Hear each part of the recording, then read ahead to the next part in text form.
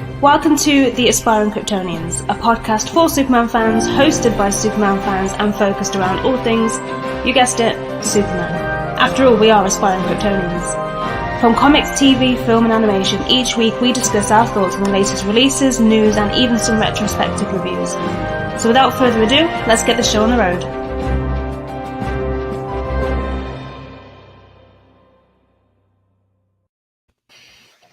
Hello and welcome to episode 52 of The Aspiring Kryptonians, Tasmin, and a slightly new team this week. So we've got Dave, who you've met several times now, and we've also got Sam, who has been writing reviews for us for the past few months, I think, and he's decided to come and join us on the podcast until he wants to.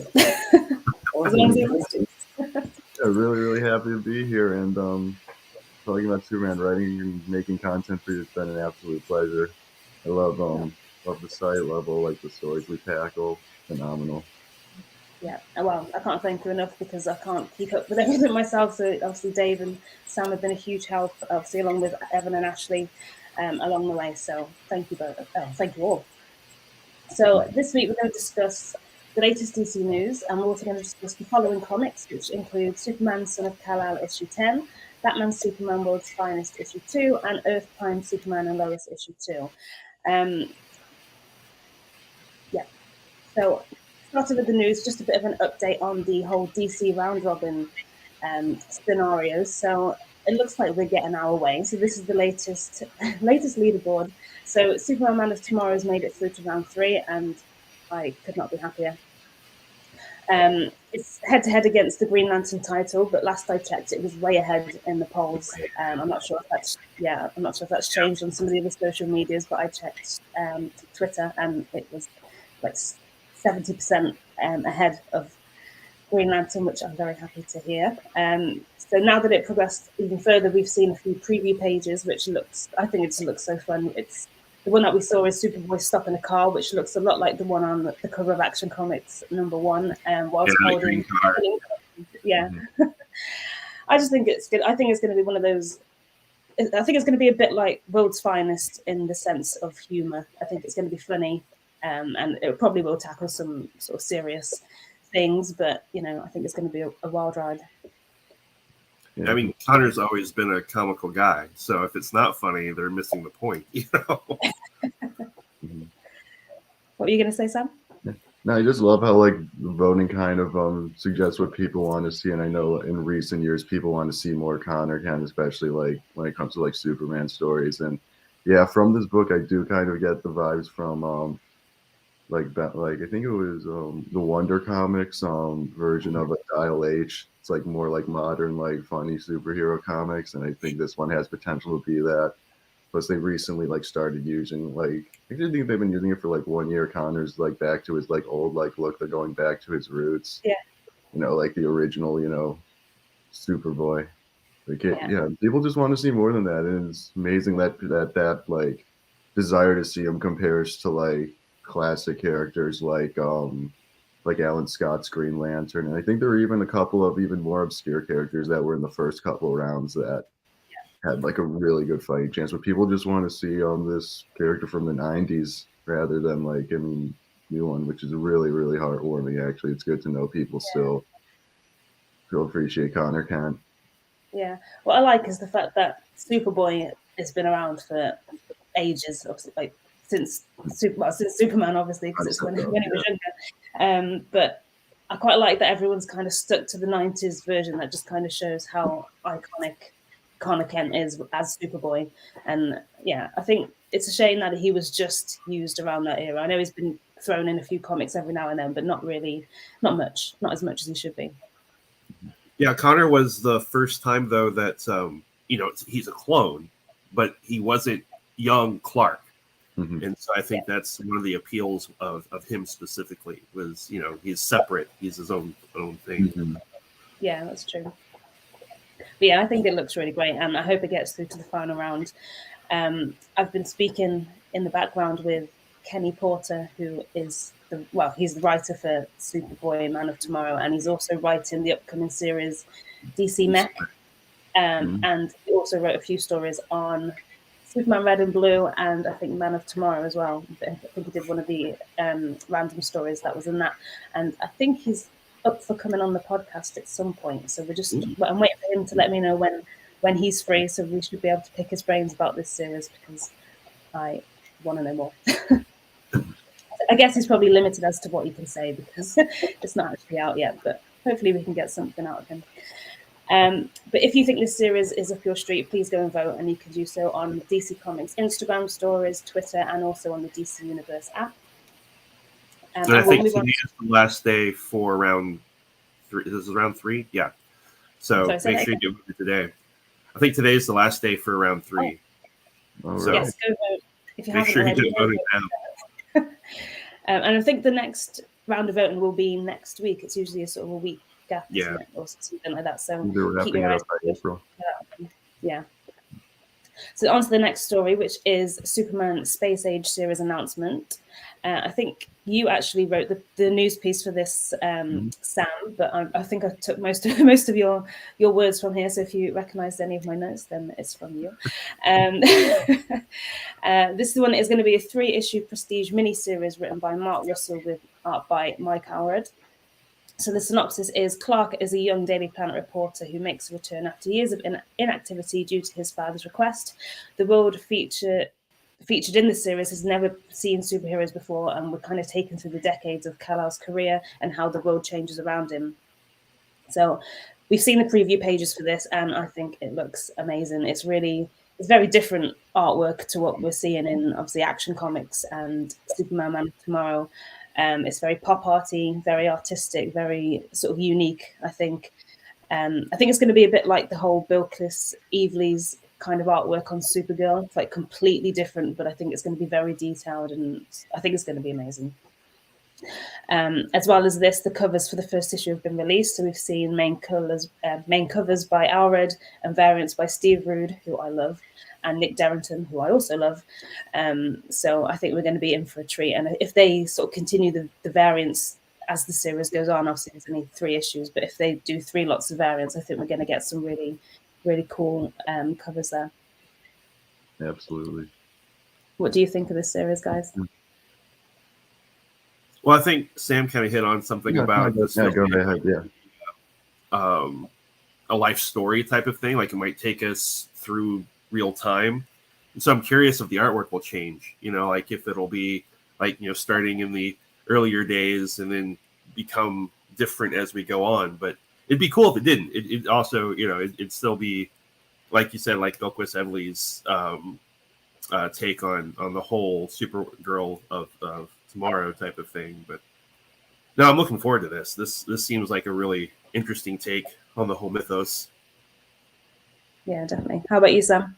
It's neat. Like first glance on reading like the title, I thought it would be like a cosmic adventure, because that's the great thing about Superman is you could put him in such stories that are like Silver Surfer tier pretty much. So we expect him to like go outside of Earth atmosphere and everything and see crazy stuff happening. But it looks like this is like taking place in the maybe 80s or 70s, because I was looking at some of the art and I've noticed it's like establishing shots. There's typewriters. There's there's no female journalists, so it's definitely taking place in the past. And I think we also get some Crisis on Infinite Earths like action as well, because there's like one page featuring Pariah and the Anti-Monitor. I think this is one of the many alternate Earths that encountered it. So I think we're going to experience like that's definitely going to be a vignette in maybe the first issue. But I can't wait to see if maybe they'll do like other like major like events in the DC like universe will like make its way there, and we'll be able to see how he deals with that.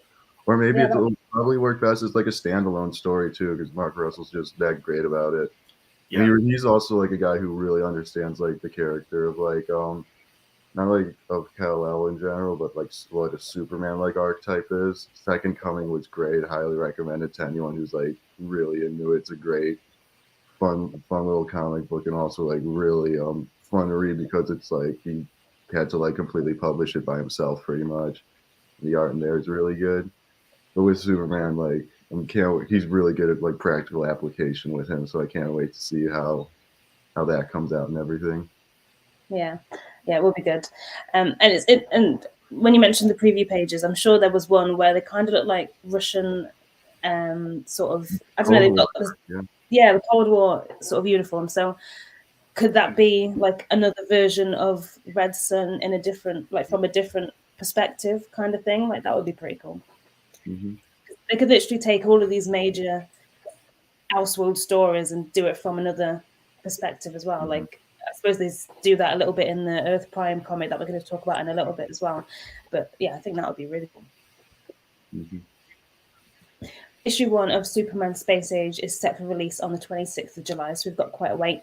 And other issues are out every 2 months, so that's going to be a very long wait between issues, especially if it's going to be really good. So I think they're really stringing it out on this one, but I think it might keep readers sort of interested.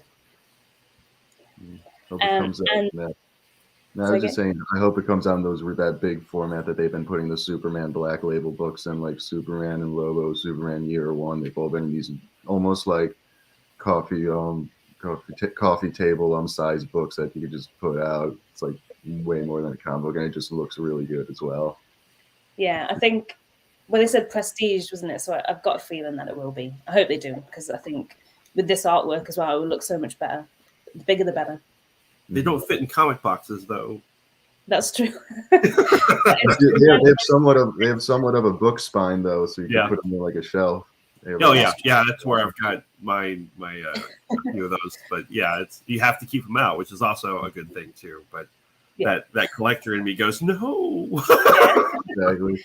Two versions, the smaller version and the big version for people who want whichever. We'll move on to the second. The third bit of story, which is Superman issue 1 selling for a record of 5.2 million, which is just wild. It wasn't me, even though the seller and buyer remain anonymous. I can confirm it was not me that bought this. I don't have that kind of money laying around, unfortunately. But it was a one. It wasn't you. No. It was a CGC graded comic, which they graded at 8.0, which considering the release date, whoever sold that has kept that in very good condition. It's just great to see Superman making headlines in this way. It's such an iconic character, and who wouldn't want to own Superman issue 1? But I did think it was odd that it sold for more than 2 million more than Action Comics, which is actually the first appearance of Superman. Because if I remember rightly, when I've been doing my the reading order, Superman issue 1 is reprints from Action Comics issue 1 as well. So story, I guess the price is probably down to the condition of the comic itself, but I think it's just wild that it's 2 million more than the actual first appearance.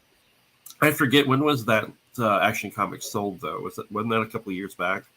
Yeah, that's true, actually. It was, because prices have really spiked throughout all of comic books over the pandemic. Like, people really got into speculating again, and they didn't have anything else to do. So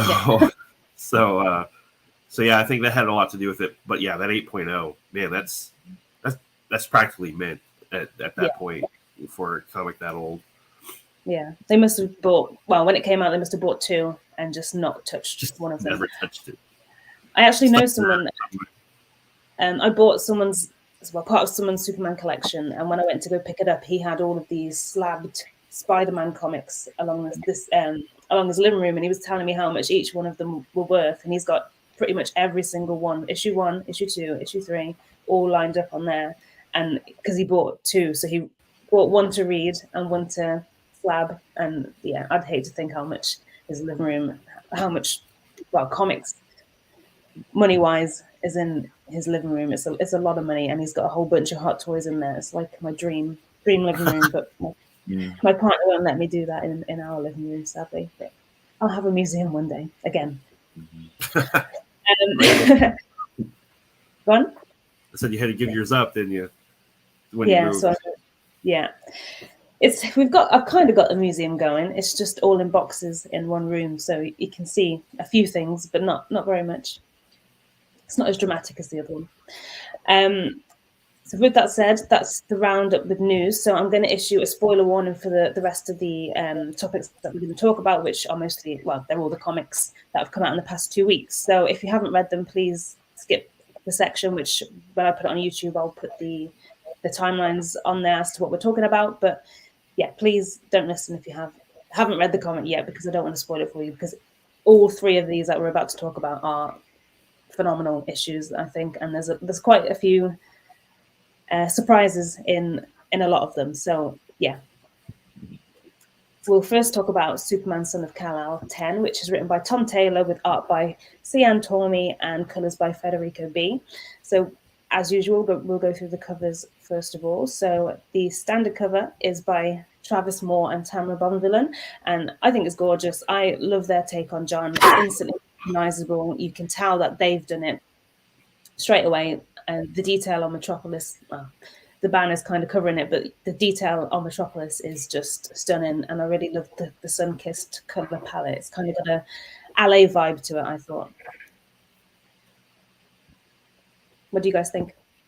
Yeah, it's just a classic take, with him behind him and everything. It just, it's him being Superman. So yeah, there's not a whole lot there, but it's just perfect. I'm sure the background palette is supposed to represent the rising sun, with the orange and yellow that they're going with.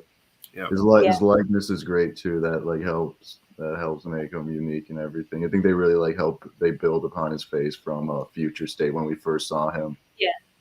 Future State, I feel like they had a couple of placeholder faces in on a couple of variants, but now they're finding his appearance, and they're really putting him out there as a character. Yeah. And the variant, the first variant cover, there's two for this one. So this one's by Simone Di Meo, and it's pretty much the same kind of idea as Superman soaring in the sky. But yeah, the colors are stunning. I love the sort of rainbow, sort of light twist on it. But I do kind of think that it looks like he's hitting the birds rather than flying with them. Do you not think? He's definitely disturbing them, flying through them. One's going the opposite direction, and he came out of his sleep of peace. Yeah, and they're doves as well. So he's they're the symbol of peace, and he's just flying straight through them. Well, as much as he is a symbol of hope, he's been putting his neck on the line quite a bit in this series. So peace might not be, a major component to his campaign. That's true. That's true. And the second variant, I love this one. So this one's by Rafa Sandoval and Matt Hearns, and it's just a great piece. It's not necessarily the best I've seen John look, but it's not a bad look for John. But I love that it showcases all the feats that he's been working on during this time. And there's some great homages to the classic Superman images, which, again, the banner's covering it up. But the one at the bottom is obviously him lifting up a blue car, which looks a lot like the one from Action Comics #1. There's a lot of references to that car, I think, in these issues. But that's not a bad thing. Well, and the airplane catch was, a nod to John Byrne's use of Superman's debut. So yeah, there's quite a few homages on that one. It's really nice. Yeah. So in this issue, we start with Lex Luthor giving a speech to Metropolis, pretty much giving them the wrong idea about John. He claims he murdered the other supers. Now there is another word for them, but I cannot, for the life of me, remember what it is, so I'm just calling them supers. Is it the Uprising or something like that? It's the Rising, but I don't know what they're actually calling themselves. I feel like they've made a reference to that a few times, but anyway, you know the people I'm talking about. So he's Lex Luthor is claiming that John murdered the other supers, and that he's corrupt after being in trouble with the police for protests, and there's all these lists of stupid things that Lex is claiming that he did, which in a way he did do them, but not in that light. It's a specific narrative he's trying to paint. Yeah. Though we know it's a very different situation, the way in which he tells the lies is very convincing. So if we hadn't have read that series and we know actually what's gone on, and we were looking at it with fresh eyes, he might be painting a very convincing picture there. So you can see why people are sort of uproared against John as Superman. But though John is assisting people of the world while this is going on, he's still hearing rumbles of the story. So that just goes to show the impact that this is going to have on his reputation, which is what what the issue is actually called, but also people's reaction to him, which is quite sad. What do you guys think of that? Yeah, just more obstacles in his way. Like this whole setup has just been more and more things that John has to overcome to prove to the world, not necessarily to himself, because he keeps doing the things that he feels like he needs to do. Like he thinks, you know, you can obviously see, you know, his father's influence on his actions and how he thinks about actions and how to do things. And, you know, and then his, you know, mother's influence being all like, this stuff, just, you know, let it roll off. It's nothing. You don't need to worry about it. And because, you know, she's been under fire, you know, with wrong narratives before. And so I think it's really showing a really good combination of him not just being Clark's son, but also being Lois's son. Yeah, that's true. And I think people kind of forget that. Well, we obviously know he's Lois's son, but people writers tend to focus, and readers tend to focus on the fact that he's Superman's son and what he needs to live up to in that sense. But, you know, his mother is like a world famous reporter who's probably saved just as many lives as Superman has with the takedowns that she's done. Yeah, the theme of Superman and Lois has always been like truth, pretty much, and that's what, and like, you know, especially in the world of journalism, that's huge, and that's basically what the theme of these last 10 issues has been. He's like, I know, like John's like in an independent journalism group, especially with Jay and everything, and I think in this issue we learned like it may not be all what it seems. But that's always been the theme for these last like couple issues. It's been like, can he contain the lies, which is like a story that Superman has been just part of like for so long. Like, I remember the New 52 stories when DC was rebooting their universe, even they still went back to that because it's like one of the most general and like tried and true like Superman stories. And with like you can mix, and with like character like John, you can mix like different stories that's of Superman and Lois into one. That's true, yeah. What I like as well is that it seems to always work as well. Like you said, the truth's been the sort of the point between Superman and Lois for years, and it always works. Like I don't think there's been a bad take on it. Well, I'm sure there probably has been some, but I haven't read any personally. But it's great to see John take on other parts of the world as well. I know Superman's usually very much focused in operating in Metropolis in America. So I always like it when he goes way out of his, not comfort zone, but way out of where we're used to seeing him in, like, I think there's been a few times to see him in China, Russia, and all these other places. And then this one, he goes to Dublin, which is very close to where, well, not that close, but it's the closest I've seen in a while from where I'm from. So that was just nice to see. And I think the art here is really realistic as well. So Tommy and B, I think they have the perfect mix. So Superman is shown to be vibrant, but the atmosphere isn't. So there's that moment where there's a father and daughter trapped underground, and it's all sort of dark and grey. And then you just see Superman's cape and symbol of hope, which, you know, it just goes to show that he is really that beacon of hope, even though they don't really welcome him as much as you'd think. So this moment kind of really shows the effect that Luther's speech is already having on the world. So like I said, there's a father and daughter, and they're trapped, and they're actually, well, the father especially is actually hesitant to allow Superman to even help them, which I think is just, you know, you've got a choice between you and your daughter being crushed, or, you know, allowing someone who's capable of being able to save you to at least try and help. I think that was just crazy. But that's some people's mentality these days. You know, it was really relevant. So, but, you know, I kind of like the kid going, but I believe you. You know, Yeah. Yeah, that was nice. But it's just, I think it's just saddening for John, because he knows, well, now that he knows people really do think this of him after this speech, and, you know, this is just one interaction. You know, there's going to be thousands, hundreds of thousands more that think like this. And also, it's saddening for us readers because we know that's not who he is. And, you know, it's always bad. It's always rubbish for us to see Superman not being trusted. You know, like it seems to be. I think it's happened quite a few times. Like even in Superman and Lois, the TV series, he's been arrested for being a traitor. So that's not, you know, that's not who he is. We know it's not who he is. So it just doesn't annoy me when it's only a comic, isn't it? But you know, it annoys me when the people of Metropolis or the world in the comics don't see Superman for what he is. Being Superman's a lot of pressure. You say like he operates exclusively in Metropolis, but also no, it's like around the world too. There's like that one Kevin Smith moment from one of his Batman books where they're talking about like, you know, superheroes and where they operate. And I think someone says the Superman operate in Metropolis, and I think it was Robin or someone. They're like, I thought Superman operates in the whole world. They thought the whole world's his turf, pretty much. Yeah. And like how some like writers treat him, like it's not just Metropolis, and you take him so many places. Yeah, and I like it when they do that because sometimes there are. Well, I suppose Action Comics isn't a good example because now he's not even on any part of the world, he's on a different world.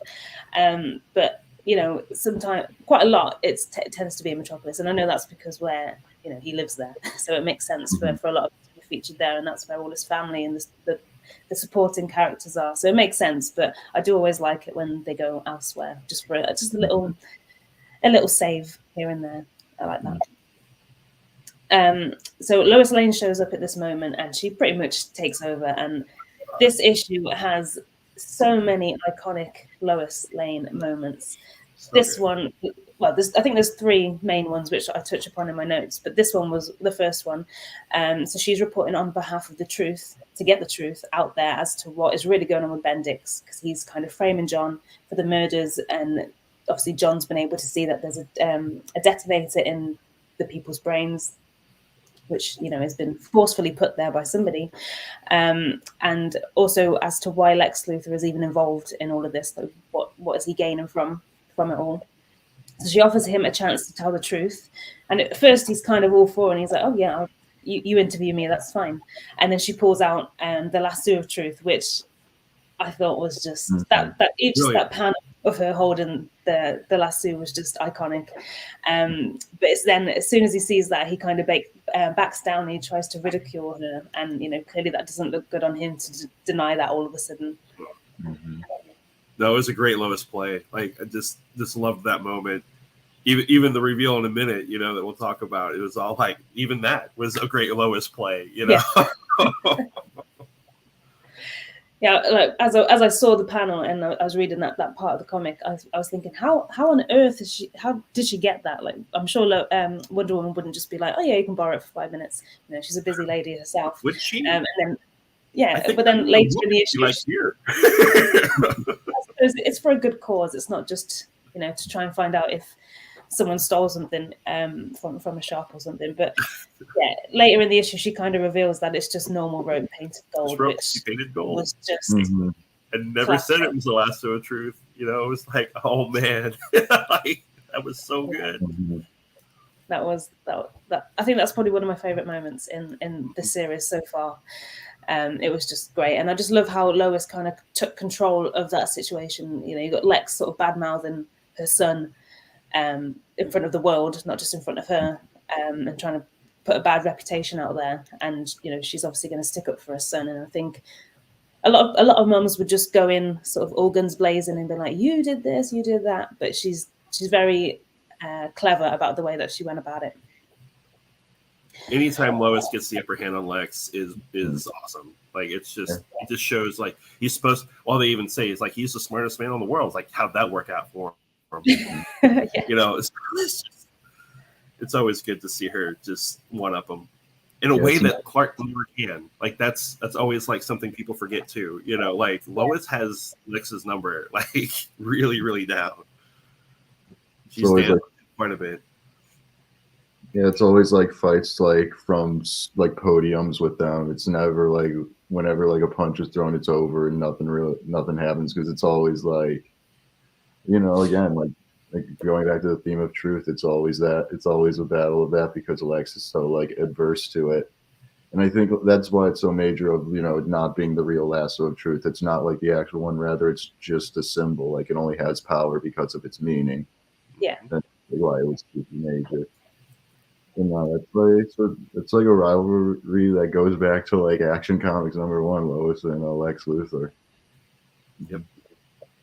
And what I like as well is Lex kind of has more respect for Lois as well. So when Superman gets the upper hand on him, he obviously cares, but he disregards the offense in a way. But when it's Lois, because he respects her and what she does, it really hits him twice as hard, I think.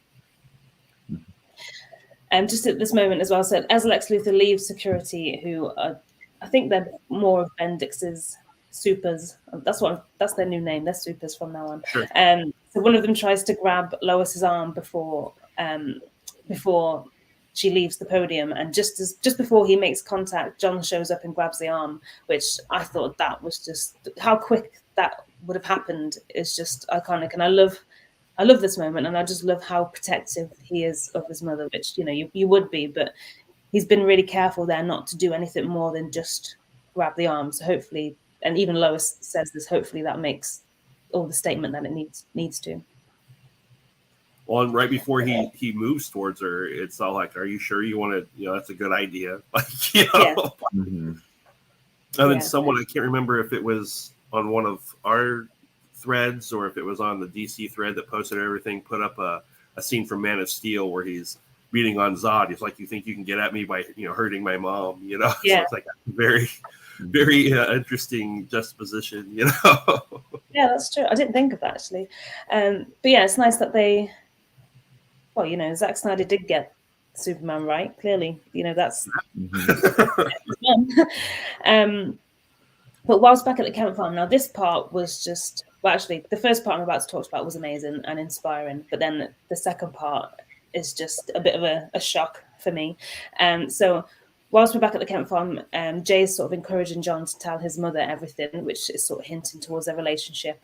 And John reveals that he's actually been too scared to do it for all this time, even though we know the relationship that he's got with his mom is a positive one, and I think we don't need to say Lois isn't the kind of person to be disrespectful of whatever choices her son makes, or anyone else in the world as well.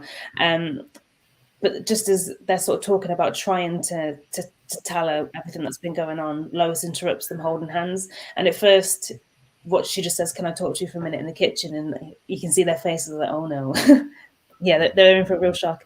But I really loved that Tom Taylor included the whole coming out of John Kent in the series. I think even though we know from the previous issues and this relationship with Jay that he's bisexual. But I just know that so many people will be able to relate to this particular moment of that whole journey in their lives, and to see it played out in comics and with the world's most iconic hero, Superman, I think that would just be legendary to them and so meaningful as well. Yeah, inclusion matters. Representation matters, and this is such a brilliant way to do that without really ruffling feathers. And having Clark do this. That probably wouldn't go over very well with anyone, but to have his son do it and still, having that symbol and being that character and still being Superman, I think that's going to resonate real well with. It should anyway. Like, I know there's some people that are still against a lot of people. Just brings more people in, and that's always a good thing. Mm-hmm. Yeah. In simple terms, the guy who loves humanity. I mean, it fits well. I've definitely seen that before. At the same time, with Jay's like inclusion in the story, that I was happy for that moment. I also realized, oh man, they're gonna probably take this. They're gonna use him to tell a story too. Like there's gonna be a major plot game changer, and he may be connected to it. I swear, I almost got like Gwen Stacy vibes from him. Like something may or may not be happening. It's because it's like they introduced him within like the second or like fifth issue of it, so they're clearly planning something. I mean, I really like what Tom Taylor does with like his LGBTQ characters. He did it really, really well in his Suicide Squad series. It was like a 12-issue series, and it was really good. And some of those characters are still in the Superman book. Yeah, that Area in the Wink. Yeah, I think that. Yeah, and they're also, well, obviously, like I said, they're LGBTQ characters as well. So I think he's thrown a lot of like pride into this. Like obviously we've got Pride Month coming up in June for DC, and there's loads of releases, especially to do with John Kent. And I think he's just created a load of opportunities for all of these characters to, you know, relate. Well, for people to be able to relate to all of these characters. You know, it's like some people.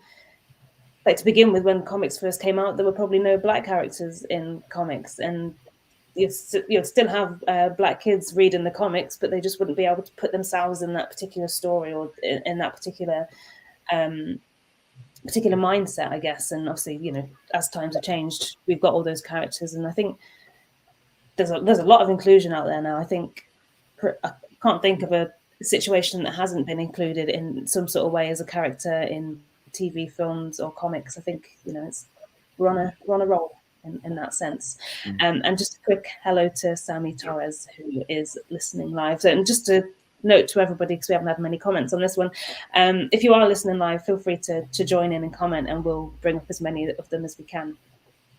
He's also put another message, which I'll save for the end, because I think we're going to discuss that in a bit more depth. But going back to the comic itself, I also love Lois's reaction. Like she doesn't say anything to him. She just goes up, gives him a big old bear hug, and says she loves him no matter what. And I think, well, she says that she knew already, which, you know, she's an all-star reporter. You can't expect Lois Lane not to have some sort of idea as to what's going on with her son. But then the joke that he makes back is like, you didn't realize Dad was Superman because he was wearing glasses. Oh yeah, that's fun. Yeah, that was a good funny. little comeback. And that's a good point. Like, I'd love to, even though she didn't actually respond to that, really, it was kind of a rhetorical question, but I would love to know her feelings on not realizing that Superman was Clark all those years. Because I don't think I've never read a comic where she kind of addresses all of that. Yeah, they've done it a little bit in the, the late 80s when that was all coming about with them being in a relationship. And, She didn't take too well about being played. That's how she kind of took it. Now she, you know, eventually comes around, but from that point, like they've never really, you know, dealt with it too much. But yeah, I mean, well, and then in Silver Age, Golden Age eras, they tried to make an explanation that his glasses made him look different to everybody, like hypnotically. So, you know, that was another reason why no one recognized them. But yeah, I think I've read one of the issues where they mentioned that, and it's ridiculous, isn't it? Because surely if they're glasses, it would only change his eyes. Yeah. Nothing. Yeah, I mean, it doesn't do a whole lot, you know. It's all in the posture. There we go. Oh no, I'm a different person. Oh, hold on. Actually, it's got my name written on the bottom, but it doesn't actually make that much of it. Oh, I suppose it doesn't make that much of a difference. And when I went to get my glasses, I actually made sure they're the ones that look the most like Clark Kent's glasses. It's in the posture too, because Clark, when he's on Clark Kent, he retracts his spine, so it's like so, like a little bit sloping posture. Well, it reduces inches too, so he's a different height as well. Yeah, it's presentation, it's psychology, it's a whole bunch of overlooked factors that go into it. It's really one of the things Christopher Reeves did so well was, you know, that moment where in Superman movie where he takes off his glasses and sits up straight, and it's just like, wow, that was like, whoa. Yeah, that I think whenever you say, even though, you know, the glasses are the main difference between Clark and Superman, and obviously, you know, you've got all these other aspects which people don't really think about. So when we say, how can Lois, like even when John says, how could you not know, you know, it is when you really look into it in all those ways, like the posture, the height. And I think there was an issue in the Golden Age where he actually managed to, he sort of retracts his muscles as well, so he's weedier rather than muscly. So there's all these different things, especially in the Golden Age, that were thrown in to kind of curveball Lois. So yeah, I'm still reading through those. So if I see any more, I'll let you know. But yeah, I love all those little weird things that they do in those old comics. But it's here that Batman appears uninvited again. So I think if you remember in the first time he appears, I think Lois had threatened him or beaten him up or something like that for turning up uninvited. But I loved John's reaction to it this time. He's like, how did I not see or hear you? And then I think Batman, he gives some sort of one-line explanation. Yeah, because I'm Batman, essentially. Oh, yeah. And he's like, yeah, that's not a good enough explanation anymore. So I would love to know how I suppose he was distracted in the moment, I guess. So maybe that's why he didn't hear or see him come. But unless he did some other sort of mystery entrance. There's possibly some headcanon going on here where, you know, he's worked with Clark for so long that, you know, he's figured out ways to bypass his senses because that's why wouldn't he? But still, yeah, just to say because I am who I am, that's not how this works. Yeah, it's not an excuse anymore. But he basically tells them that it's not safe for them to be there anymore and takes John and Lois to the Justice League safe house. First of all, I love how already prepared Lois is for this. She's packed. She's ready to go. She knows exactly what's going on. She knows all the stakes as to what's changed since that press conference. But John has no idea what's going on. And, you know, it makes sense for them to be in serious trouble. You know, Bendix has already attacked the Kent farm. That was before all of this happened. So I'm sure he's not going to hesitate to do it again. And as Batman explained, they've obviously pissed off Lex Luthor and Bendix now. So it's not a good mix for those two. And we know they're already sort of working together. So, you know, I'm excited to see what they're going to do going forward, because I think they're going to really turn into a bit of a powerhouse where I think previously Lex has just kind of been a pawn in all of this. Like Bendix is the one who really is driving all of this, and Lex is kind of just providing the help with the technology here and there. But I think they're really going to come together to think up something unimaginable for John. Interesting that you used the term being a pawn, since it was the chess game that kind of turned Lex against John as it was anyway. Because one thing Lex can't stand is losing, and that's all he saw there. He totally did not hear John's message. He just, you beat me, so now I have to beat you. Yeah. But this is, and I'm going to bring up the comment before I talk about this. So Sammy Torres says, what a cliffhanger on issue 10. I'm still digging this run. Yes, we're digging the run. But the cliffhanger, which is what we're about to talk about, is just insane. So while Batman's telling them that they need to move to the Justice League safe house, he's adamant that Jay is not welcome, despite John's sort of plea. And he's like, well, if I'm coming, Jay's coming. Like, why can't he come? And it's not until they're alone and everything's sort of secure, there's no bugs or anything like that, Batman tells John that Jay isn't to be trusted. Now, Batman, obviously, he's not just going to say that if he, you know, he's a reliable source, I think. A bit of a paranoid too, though. Yeah, but he's going to have a real reason for him not to be trusted. And I think in that section, he mentioned briefly his race being linked to this whole story. So, you know, maybe that's what it is, and maybe he's just extra passionate about it because he's involved in some sort of way. But from what he said, it kind of makes it seem a little bit darker. Mm-hmm. Yeah, you would think, though, you know, since Nightwing got involved and, you know, offered mentorship, and since he is involved with Barbara, who is Oracle, you know, the information broker of the hero world, you would think that, you know, there would have been some homework done there to ping Dick Grayson's, you know, untrust or whatever, but he was all in. So, I'm kind of hoping that it's something that Bruce has pinpointed that maybe he doesn't realize everyone else knows, or it's more of a, hey, there might be some motivations here that you need to be aware of, something like that. Because at the very beginning, I was like, man, I hope Jay doesn't turn out to be, you know, some sort of bait and switch, and he ends up being a bad guy, because that would really suck. That would be rubbish. But annoyingly, this is where the issue ends, and you know, we're gonna have to wait to see what's going to go on, and I'm sure Tom Taylor will explain it in the issues to come. But what a cliffhanger. I think every single issue, I think every comic issue kind of ends on a big cliffhanger, you know. But he likes them. Yeah. I always borderline thought Jay would be used in like a manner like this. Like I was expecting like we're gonna get a cliffhanger ending concerning him at this moment. Like it's gonna happen. Yeah, their relationship sort of seemed too good to be true. Like it was just instantly perfect. So I suppose it makes sense to throw a few curveballs in this, but I think because this is obviously in Legion of Superheroes, John was with Saturn Girl. Yeah, I was gonna say Lightning Girl, but that's not who she is. Yes, John was with Saturn Girl, and they kind of had a brief relationship there. But I feel like this one has really been explored a little bit more, and it's more official. So it would be a shame for something to go wrong with this one.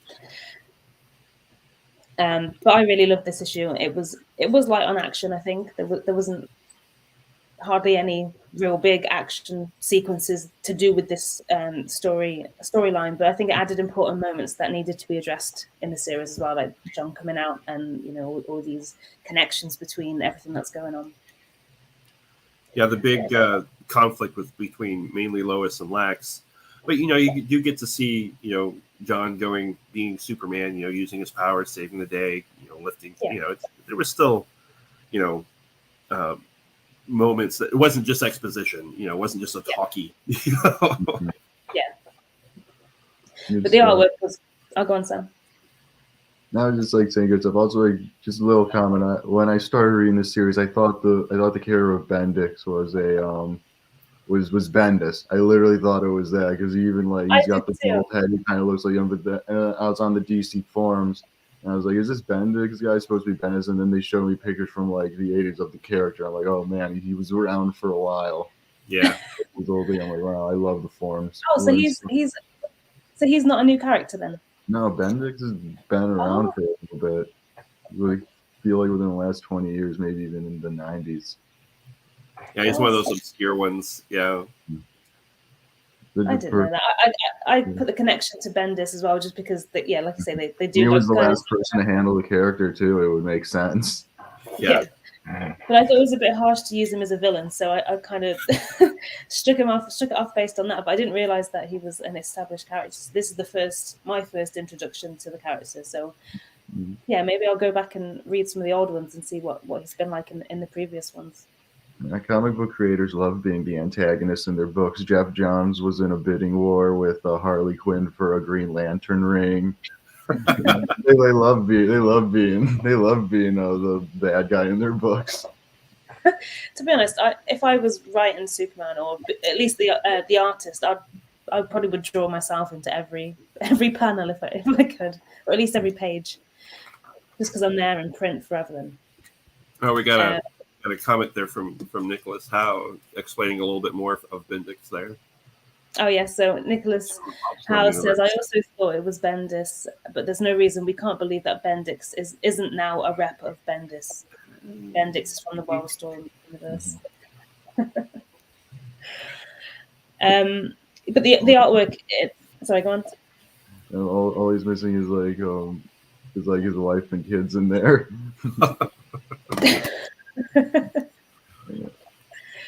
Yeah, I like it when they do cameos of actual people in comics. I think one of my favorite covers is the Superman versus Muhammad Ali cover, because every single person in the audience member is somebody, is a person, like somebody famous or someone related to comics or something like that.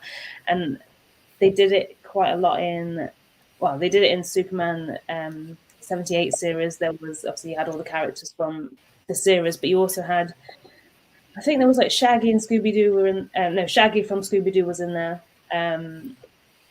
There were some other weird ones like you wouldn't expect to see, but there were just some random ones which I quite like, going like, that looks a lot like so-and-so, and then the artist will confirm, yes, this is Shaggy from Scooby-Doo. That's pretty cool. But the artwork in this issue and the series is great. Like I said, Bean Tormey are a perfect mix of realism and vibrancy. The artwork's detailed throughout, and I like how, especially on that one panel where Lois embraces John, once he comes out to her, I like that they removed the background, so you're not focusing on anything else. You can just see them. I think that was really effective as well. it's their own splash page, which I thought that was kind of, important action happens on a splash page. So here you go. Yeah. Anything else to say on Superman, Son of Kal-El 10? No? Well, in that case, we'll move on to Batman, Superman World's Finest, issue 2, which I loved this one. I love this series. First of all, it's written by Mark Waid with art by Dan Mora and colors by Thelma Bonvillain, who also did some of the colors on the cover for Son of Kal-El. So she's all over the place in terms of artwork. But there's 4 covers for this issue, which I think this just goes to show how much of a staple this comic series is. There's so many variant covers. The first one is by Dan Mora, who is the interior artist. Oh, the picture's not very good there, but it's a great action cover teasing sort of what's to come. Superman and Batman look great here. Really classic looking, and pose for both of them as well. It kind of looks like a film poster more than a comic cover, but I like that. But yeah, especially with the Doom Patrol in the background like that. Yeah. Mm-hmm. Yeah. The first variant cover is by Tim Sale and Dave Stewart, and it's I think Sam, you said this in your review, but it's a very classic all seasons look for Superman. Yeah. And I really like the tone difference on the cities. So on one side you've got Metropolis, which is nice and light, and on the other side you've got Gotham, which is dark and dreary, as we imagine from the comics. The third one is by Pete Woods, and I think this one's my favorite out of the 4. I love the use of the yellow background. It really, just stands out.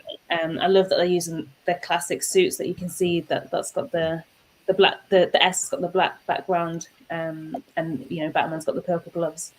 Yeah, it's just classic all over. And the fourth one is my second favorite. And it is by Jorge Jimenez, and I love his artwork anyway. But his Superman is just top tier. I think he's one of the best Superman artists we've had in a long time. And yeah, this one's no exception. It just looks great. We've got a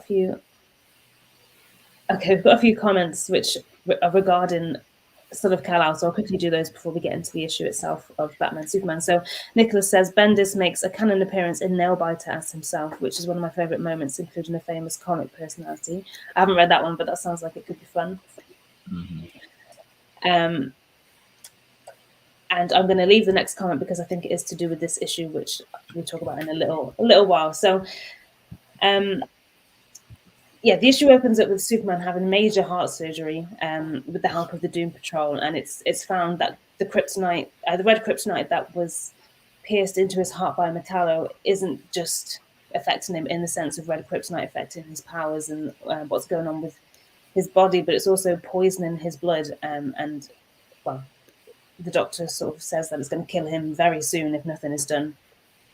The only way that they can sort of save him is to use Negative Man to expose the kryptonite to his radiation in order to make it harmless, and luckily that seems to work for now, but I feel like that's not going to be the end of all of this. I hope there's going to be more red kryptonite effects on Superman, because like I said in the last episode we did with the podcast, I love when they mix those two together, because it just gives total creative freedom to the writer. You can do whatever you want with Superman and it will be okay.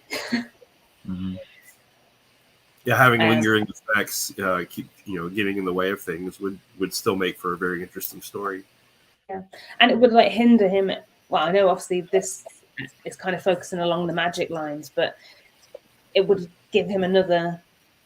Well, he's got kryptonite, he's got magic, which goes way against him, and the way that the red kryptonite could affect him could also sort of allow him to struggle a little bit more in what's going on in terms of the action. But I just think it's a very tense opening for a comic, especially for Batman. So first of all, we see Batman and Robin sort of at the sideline, and Batman's just there all calm and collected, and Robin's like, am I the only one freaking out? He's like, what's going on? And then when it sort of gets a little bit closer, we see that Batman is the one that is actually struggling. He's so calm and collected on the outside, but not on the inside. And you can see just in his sort of facial expressions, even though he's wearing a mask. You can just see the emotion in all of his faces. He can't do anything. He's watching helplessly from the sidelines, trusting Superman's life with somebody else who he's not that familiar with. And just before this as well, so Robin made a comment saying how creepy the mansion and the whole situation was, which this part really made me laugh. So once the ordeal is over and, you know, Superman's stabilized for now, Batman's sort of standing over and smiling, which I think is Rita. She says, "And you accused us of looking spooky," and that moment just made me laugh. Like, we're not used to seeing Batman smile, so that just goes to show how meaningful that moment was to him. Well, it also puts it into another era where, you know, Batman wasn't just the stoic, all the time, never show emotion type character. He did emote. So yeah. I think that was also deliberate on that as well. But yeah, having a call out being like that's weird. Yeah, even when I saw the panel, I was like, oh, that doesn't look quite right. But yeah, I think this series so far has got the perfect balance of action, seriousness, and humor. Like, there are moments in there that are quite serious, like Superman losing control, the major heart surgery at the beginning. You know, there are darker moments in it, and the whole origin story, which we're going to talk about in a second, and that was pretty dark, but you know, it's still got that little sense of lightheartedness, and it's got a bit of humor in there as well, so it's a nice balance.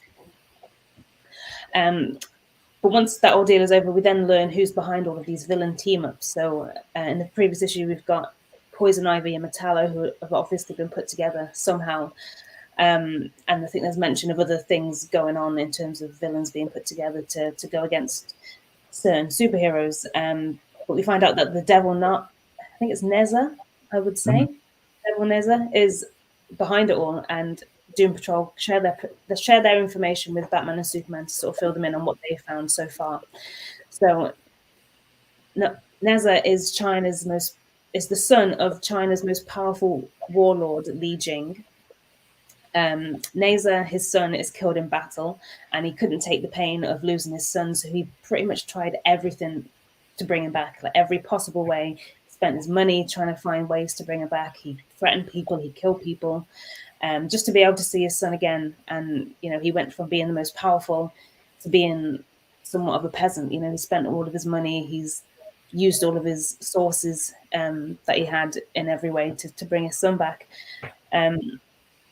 A magician eventually helps him out and kind of gives him the recipe for an elixir, which makes whoever takes it immortal and brings them back. So he gives it to the body of his son, so it brings him back, but it also makes him immortal. So this is where his whole origin story, which I think I've never experienced this character before. So is this a new character and this is a new, fresh origin story, or is it an established character with a sort of retelling of the origin story? I think it's brand new. I've never seen anything up until like this moment with this Devil Nezza character. But I mean, Batman versus Superman series are like no like stranger to like introducing new and crazy characters. Like right after and this is kind of what this like story this World's Finest story is like. It's not like a Bruce and Clark driven story where it's like, oh, Clark has an interview with Bruce Wayne, he doesn't tell him everything, so he has to be Superman only to find out he's Batman. Like they're in costume the whole time. It's like Jeff Loeb's like Public Enemies pretty much. He's just the object of it is just to use as many characters as you can. And I mean, and obviously there's like crazy adventures, like, oh, Lex Luthor's president now. What is this going to look like for Batman and Superman? Or people who look like the Avengers are coming over to avenge their fallen comrade. It's crazy, like insane stuff like that. I still remember that one, like Superman, I think it was called Vengeance or whatever. It's just these Avengers, like superheroes coming over, like, you killed Skyscraper, you killed like our friend, we're here to avenge him. And it's like crazy adventures like that. Yeah, I don't recall this being a character before either. I think it's a take on a real like Asian legend, but as far as being in comics, I think this is the first time we're seeing that. So, Nicholas We've just seen a comment there which pretty much confirms what you just said, Dave. So yeah, Naze is based on a real world myth, and he's new to DC. And I kind of like that they've used a real world myth. I like it when those kind of things that I'm not familiar with this story in particular, but when they use myth stories in comics and stuff, because it's kind of an established story, and I think sometimes you can throw a new villain in and give him a really crap origin story, and it just doesn't work, and you just don't care about the character. But this one, I think, because it's based off a real life thing, I think it just really adds to the background of the villain. I don't care for him. Obviously, he's a villain, but his story is really, really cool, I think. And I missed the main part of the story out, but going back to the origin, so the story kind of takes a bit of a brutal turn, and you'd think that the son would be happy and grateful for the sacrifice that his father's made, and in terms of spending all his money and bringing him back to life. But oh no, he kind of ridicules him for losing his fortune and power, and just chops his head off, which just goes to show. Just from this small moment, we kind of get a big taste for what this character is going to be like, and it sounds like it's pretty brutal. Kids. It's kind of a whole comment on the whole thing. They almost kind of hits you out of nowhere, because I don't think there was any indication of like Eastern influence in the last issue. There was like no indication, so it just immediately set you there. And DC's doing a lot with like Eastern media and myths. Like we're talking about I'm saying is right. He did a Superman smashes the Clan Jan Loon. Recently, he's doing that Monkey Prince series, which in itself is based on Chinese folklore. Yeah, everything there is like based on Chinese folklore. So maybe we'll see. Maybe they'll even connect or something. Well, maybe we'll see Monkey Prince here. Or it wouldn't be in the right time, but he also did all of New Superman, who was Chinese based, and that was a really good. I remember a little bit of that. Yeah. Oh, that would be really cool if they bring him into it now. Yeah, it'd be a little too early for that if they keep it in this time frame, but that would it'd still be, if they did some sort of nod to that era, it would be of course, they're time traveling, so why not? And if you're listening, Mark Waid, put him in.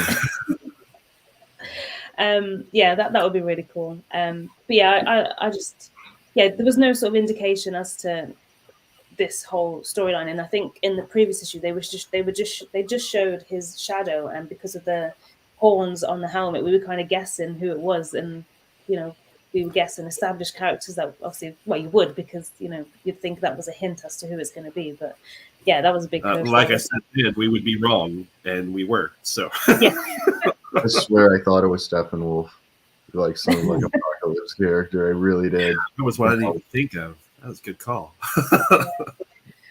But hey, yeah, like I said, it was probably a good thing we didn't spend all those minutes on the previous episode trying to guess who it was, because we would have been definitely wrong. We would have never have guessed this.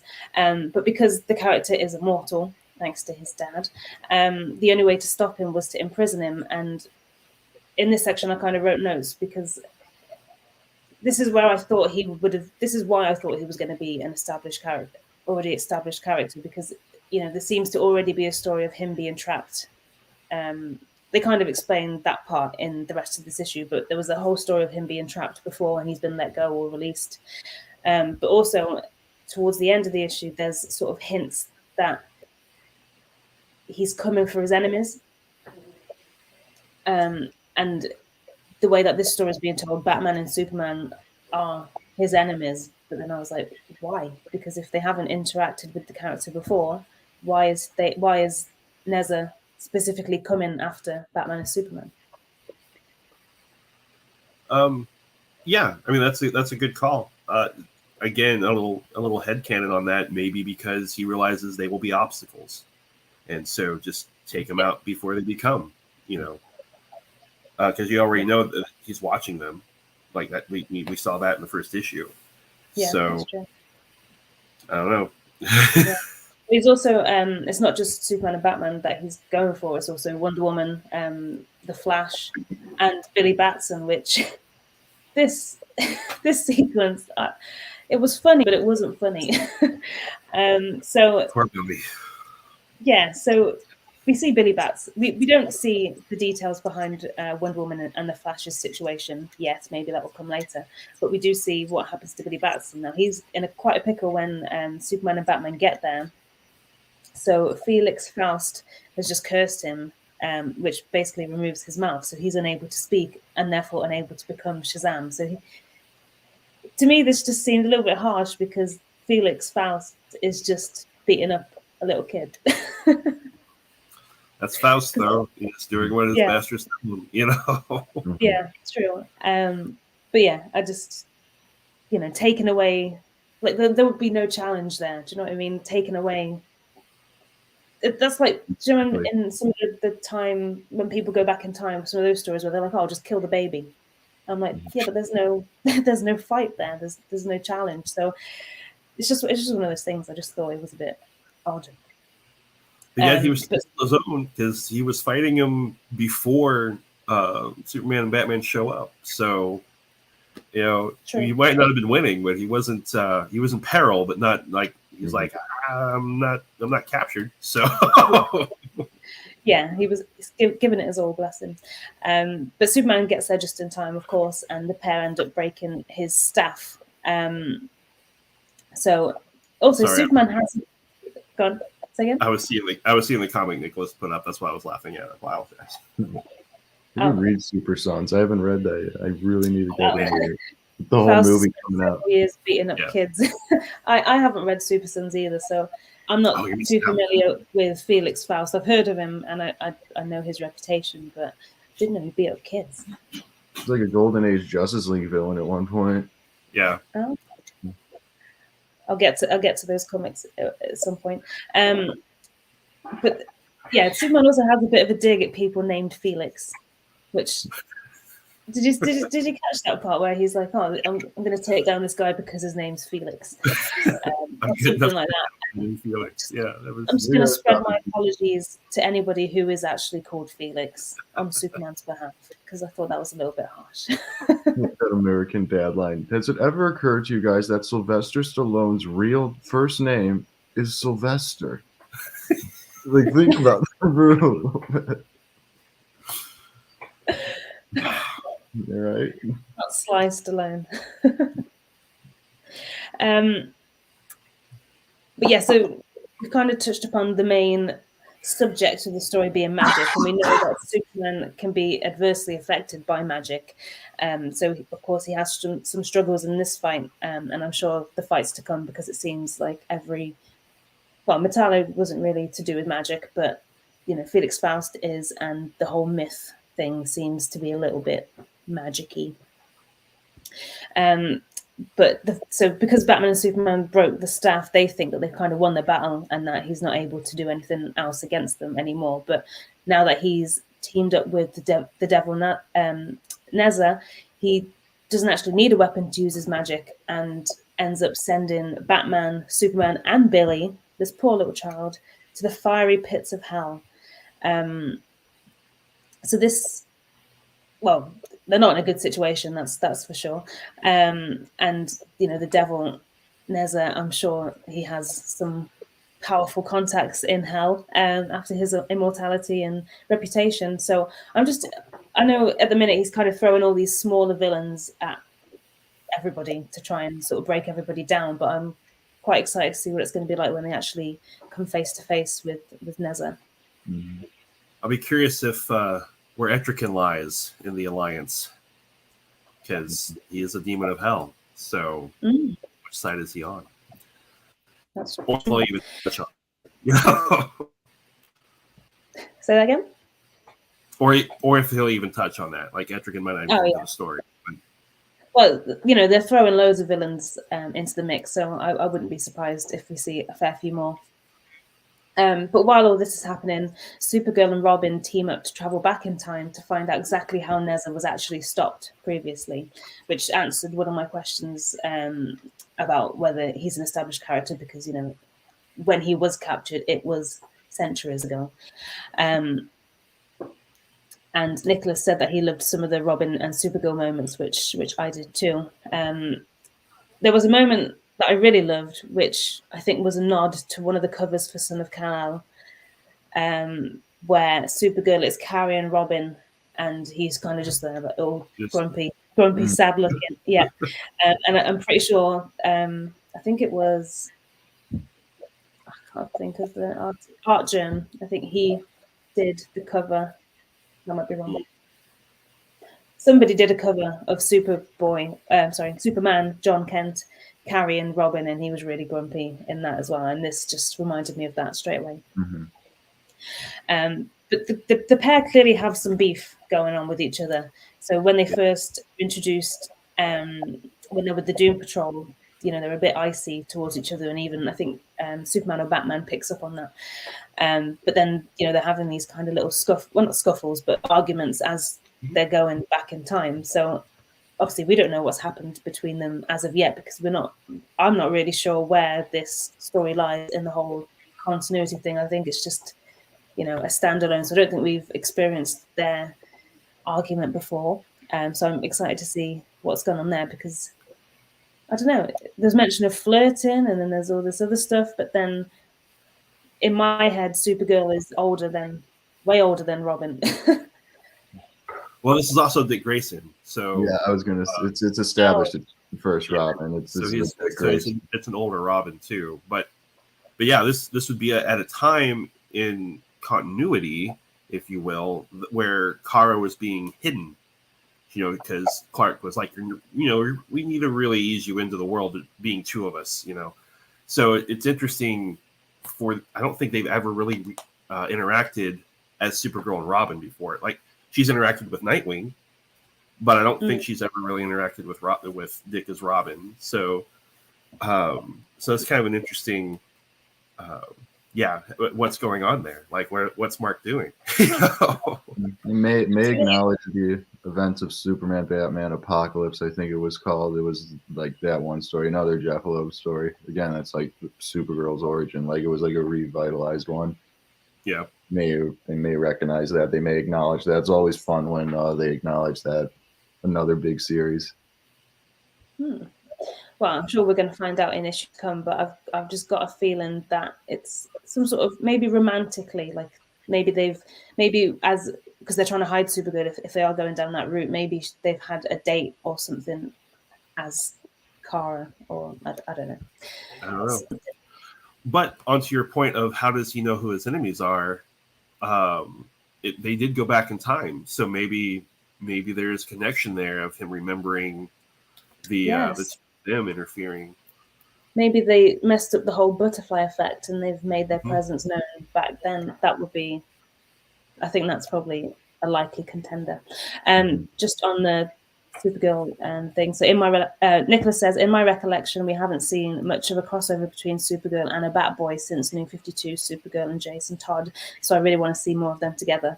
Yeah, I do too. Obviously, we want to know what's gone on between their relationship. So I'm sure, and they're back in time with each other, and they don't leave there at the end of the issue. So I think we're going to get quite a lot of them two together, to be honest. So they go back in time, and Supergirl is able to break the time barrier.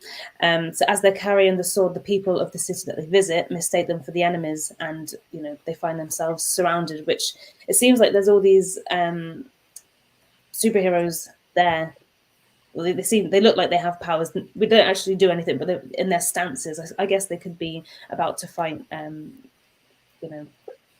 In that style, but it just seems like they're about to use powers. So I think there's a whole bunch of characters that are going to be introduced that we haven't seen before in the next issue, which I'm really excited about. I'm probably going to see a lot more people too. We're already familiar with them, like the True Spirit of Batman, Superman stories. Yeah, I'm just looking forward to. I just think this story, this series so far is just so out there. It's, I don't know, because some of the other Superman titles are quite heavy, like Son of Kal-El covers some quite realistic and important messages.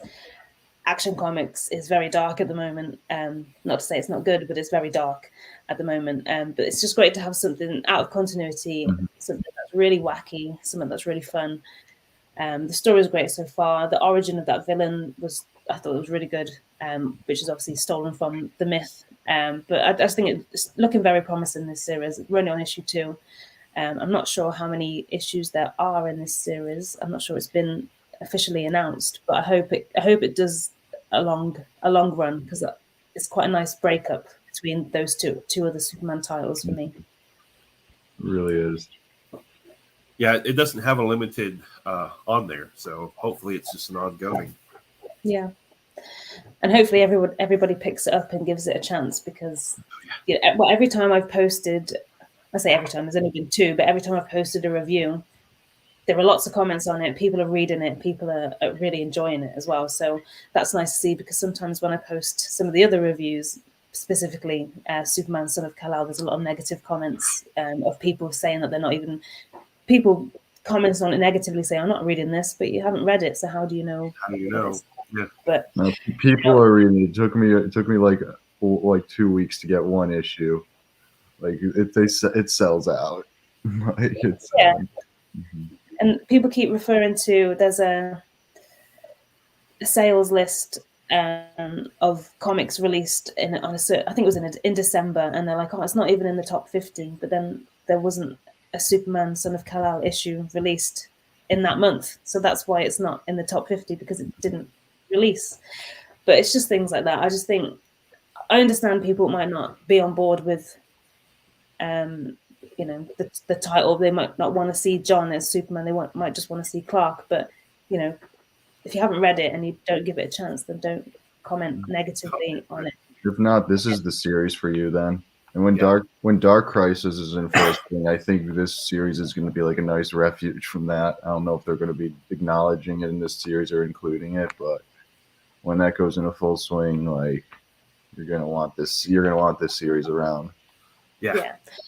We haven't actually talked about Dark Crisis, but there's been, well, we know that it's happening, and we know that they're killing off the Justice League, and it seems pretty dark. The artwork looks amazing, which the artwork I've seen is by Daniel Sampere, who did the earlier titles with Philip Kennedy Johnson in Action Comics. So I know that his artwork is amazing. I'm going to be reading, I read every Superman title that comes out every week. So I'm going to add this one to the list, because I think it's going to be a big event. I don't know what's going to happen. We know that the Justice League will die, and I'm sure that all these new characters or new versions of the characters, like John as Superman, I'm trying to think, Jackson as Aquaman, all these new era of Justice League are going to sort of step up, I think. But like you said, Sam, I think it's going to be so dark that the lighter titles are going to be what you want to read in between. Yeah. You're gonna definitely wish you had them.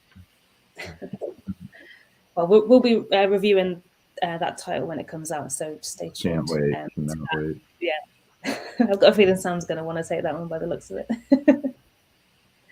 And if we've got nothing else to say on Batman, Superman World's Finest, then we'll move on to the final issue, which is Earth Prime Superman and Lois 2. Now, I've only written notes for one cover on this, because the other cover, the variant cover, is actually the poster for Superman and Lois, so it's not quite the same. But for confusion purposes, I got very confused when I saw that it was called Superman and Lois issue 2, because I thought I'd missed an issue. But it's not. So issue 1 is covering, it's all the different shows in the Arrowverse that this series is covering. So issue 1 was Batwoman. Issue 2 is Superman and Lois. Issue 3 is Legends of Tomorrow. I'm not sure what the rest are going forward, but I think there's a Stargirl one. There's a Flash one, obviously. Yeah, I don't know what the last one's going to be though. Yeah, maybe a mix of all of them together. That would be pretty cool. But this one is written by Jay Jameson, Adam Malinger, and Andrew N. Wong, with pencils by Tom Grummett, inks by Norm Ratman, and colours by Hi-Fi. So first up, the cover, which is by Kim Jacinto. And I love this cover. I think it's a very caricature and cartoony take on the characters for Superman and Lois that we know from the TV series. That can especially be said for Jonathan and Jordan, who kind of look like Beavis and Butthead at the bottom down. But yeah, other than that, I like that it's kind of like a pastely romantic color palette, and I'd love to see this artist's take on some of the other characters from the series. I think it would be interesting to see how she portrays them. Now, just as an overall take, I loved this issue. It was great to get some insight into the past of Superman and Lois, not only for their relationship, but also for their respective careers. We saw Pa Kent, which is something that the series has been hugely lacking. And we also got the origin story to the bad Superman that attacked John Henry Irons, aka Steel, in the first series. I feel like this series is covering some of the questions that we had from the first series and some of the stuff that we've missed, like Pa Kent, like he hasn't really been referenced since the first episode, I don't think. Not really. I wasn't aware of that. The feel of this book felt more like in line with season 1, with kind of telling a story and seeing it in flashbacks and things of that nature. Like they did a lot in the last season. So I like that. I also liked that, even though this is within its own comic series, this felt like a standalone. I didn't have to know anything from Batwoman to go into this and enjoy it. So I enjoyed that too. Yeah, I didn't buy the Batwoman issue, so it was easy to get into it. Not only when you're picking up, I had no idea I was also picking up a good Superman book too, because you could hand that to someone and say this is the newest Superman book. You don't even have to say it's like a show tie-in, and you'll still enjoy it. Your Clark Kent story, which is now it's one of the stories that are now near and dear to my heart, because it's when he gets his first news byline, and oh my goodness, I remember when I got my first news byline in high school. It's that hit close to home. It's just stories like that. I read Superman for. Yeah, I think this stories in this are quite well. Maybe not the last one, but the first 2 stories in this issue they're kind of realist. I don't know. They're not all about the action. They're not all about Superman, taking over and stopping a bad guy. It's about the things in between. We've got a few comments, which I'll come to in a second because it's regarding the second story. So first of all, it's a shame that it's just a shame there's the one issue just based on Superman and Lois. I'd happily have a few more issues that focus on Superman and Lois from the TV series and give us more flashbacks of the action sequences and characters that have been introduced. So like I said, this issue is split into 3 stories. The first focuses around Clark and Lois explaining to their boys, Jonathan and Jordan, as to why they celebrate their wedding anniversary 4 days late. I really loved the pair's interaction with each other in this story. It was, and also their children as well. It felt authentic as a family, but it also matched the show dynamics perfectly because I think they've captured the personality likenesses of the characters straight away. So the reason that they celebrate it 4 days late is because they never quite got a chance till then to celebrate it. They constantly made dinner reservations, but something always came up. Superman is a superhero. Like you said, he's around the world saving lives, and Lois is, she's a hardworking reporter who is dedicated her time to, all of her time. She's not just working 9 till 5. She's up all hours sneaking around into gang busts and all that sort of stuff. But first of all, I think, some of the things that get in the way of their celebration. So first of all, I think Superman's taken on a bunch of robots. Then Lois stays late at work to fix the printing press. Superman then takes on Nuclear Man, which some of the cameos in this was just it put a big smile on my face to see Nuclear Man back in anything. I think the big robots he fights too are right from the Max Fleischer cartoon too. Those numbered robots he fights, yeah. So they're all homages to previous iconic. I suppose Nuclear Man didn't really go down so well with a lot of people, but everybody knows who he is. And then Lois takes down Intergang, which features Toyman, and then Lobo comes in, literally kidnaps Superman, takes him to another planet, and yeah, literally everything just gets in the way. You know, they are really trying hard to celebrate their wedding anniversary, and each day that, well, so they're kind of taking it in turns to stand each other up. So you've got Superman's stands her up the first, well, Clark stands her up the first date, then Lois, then Clark, then Lois, and it kind of just spirals out of control from there. Mm-hmm. I like the art sequences of their day too, because it was like the same but just a little different. You know, like one's in the shower, one, you know, the way they split up once they get to the Daily Planet, you know, things like that. It was just like the same, you know, but the rest of the day was totally chaos. Yeah, it's like their only bit of routine. Yeah. But yeah, during all of these exploits, they're constantly apologizing to each other. But they're both so understanding of why the other one stood up. Because a lot of people, I think, well, first of all, it just goes to show how hard it is to be in a relationship with a superhero and a hardworking reporter. When it comes to relationship, you've got to make sacrifices. And because they're kind of, you know, Lois hasn't got superpowers, but she's still doing what she can to save everything she can. So to have a career and a mindset like that, you know, it's great that they both have a similar mindset and they can understand each other as to why they can't quite celebrate as a normal couple would. Yeah.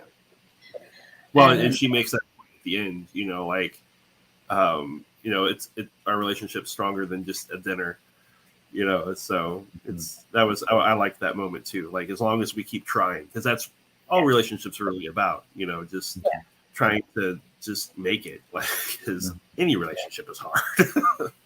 Yeah. Yeah. If Fletcher made cartoons like today, I feel like the story unfolds like one. It would end with them looking at the camera in the closing circle. It's one of those like little fun. It's like a little fun story. Yeah, I do. I like the story. I do always like when they kind of delve into the relationship side rather than just the action, because, you know, like I was saying, it's hard to have a relationship. I don't know from experience myself, but I'm sure it's hard to have a relationship with a superhero. And, you know, all these things that you don't necessarily think about, like people, myself included, I'm obsessed with Superman, as you know. So these are just things, parts of the character that people don't always think about. So I always like when they bring that into light, especially when it comes to the relationship between the two.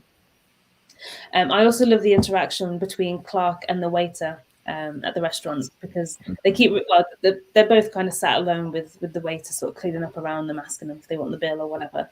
And he just seems like an all-round nice guy. And the pair, well, Clark and the waiter end up sitting down and eating together after his shift, which I just love how easygoing Clark was. And, you know, even though he's got all these other responsibilities as Superman, he still takes the time for the little guy.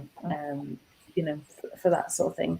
And among all that chaos as well, can we just appreciate the fact that Nuclear Man and Toy Man are established characters in the Arrowverse now? Yes. So that I just wasn't expecting to see those particular characters. They just seem so out of place, I guess. I think Toy Man has already been in the Arrowverse, hasn't he? He was, I'm sure. Oh man, they had to get someone cool. They had to get someone cool to play him if he was. I think I'm mixing up with Smallville here, because I think you are. Yeah. But, you know, as I was kind of hoping for, you know, next season, you know, gives motivation, revenge on Lois Lane, you know, so maybe we'll get something. I don't know. Yeah, I hope so. It'd be interesting to see how they bring Nuclear Man into the mix. But I'm all for it. But I'd like to see them in live action, and I'd love to know who plays them, because I was mixing it up with Smallville, but I think the portrayal of Toyman in Smallville was really good, very comic accurate, and I think whoever, I don't know the guy's name that played him, I think he did a really good job, and I'd love to see something like that again, because I think Toyman's an underused character. We see him a lot in comics like this, where they're like light-hearted, but when it comes to like serious comics, we don't really see anything. Really. He had one real serious moment where he killed Cat Grant's son, and that was that really changed the character of Cat, and also really weighed heavily on Clark, because he was making time for himself, and that's why he wasn't there to save him. So yeah, they used him then, but yeah, most of the time he's kind of a lighthearted escape from the heavy stuff, you know. Well, in fact, him revealing himself, Bendis had Toyman reform. That was, you know, it's like, well, you know, if he can. Oh yeah. So that'll be interesting. Yeah, I'll just go ahead. No, I was just saying I do recall that. Yeah. Even just mentioned. I'd love to see them bring these characters into the show at some point. We've got a comment which I'm assuming refers to Lois as to why the relationship works, because she's fine. If that was true, celebrities wouldn't break up. So. But yeah, there's also some great homages in this story as well. So the toy car that Lois is able to track Toyman with, it looks a lot like the car from Action Comics #1 again. And I think there is another. I think it's in the next story. There's another reference to that car. But I think little details like that they just go a long way for me. I love it when they do that. I'm like, look, it's exactly. It's just, I think it's a nice little touch. So now that it's revealed, much to Jordan's surprise, that they actually spend their 4-day late anniversary by going to Hawaii every year, which sounds pretty perfect. The artwork on that final page where they're sort of clinking glasses, or it's just their silhouette clinking glasses in the sunset, was just stunning. And the artwork throughout, I think, was really good. I love all the character I do wish some of the character likenesses were done a little better, because I think to look at, they don't actually look like Clark and Lois from the series. But that's only because we know that it's linked. Like normally, if it wasn't linked to Superman and Lois, I wouldn't care about that. Like I think they look great as Superman and Lois, but I think because they are linked to those particular characters, I think it would have been good to have a bit more likeness, just so we can kind of imagine it happening with those characters or those actors even. But the action sequences in between the dates I thought were perfect. It was a really vibrant 90s style artwork, which I loved. I think that was really good. Tom Drummond, I mean, he was prominent in the 90s, so yeah, there's a reason there. Nice. Yeah, I'd love to see more work with him, more recent work, just because I think the comic art has kind of changed a lot over the years. Like sometimes you can look at art and you can be like, that's 90s based, that's from the 50s, that's this. Art has its kind of era as well, and I kind of like it when we get a bit of a throwback, because I think the art now is so detailed and so realistic. Sometimes it's nice to go back to a bit of a fantasy kind of style. The other two stories in the issue are very short. So the first one shows Pa Kent and basically showcases how he helped shape Clark as a man, a father, a professional, and also as Superman. I thought this story was really sweet and well written. I think I really appreciate it because, like I said before, we've never really seen Pa Kent in the series. I don't think we don't hear anything of him apart from a mention in some of the early episodes in series 1. So I just think this went a long way, sort of filling that gap.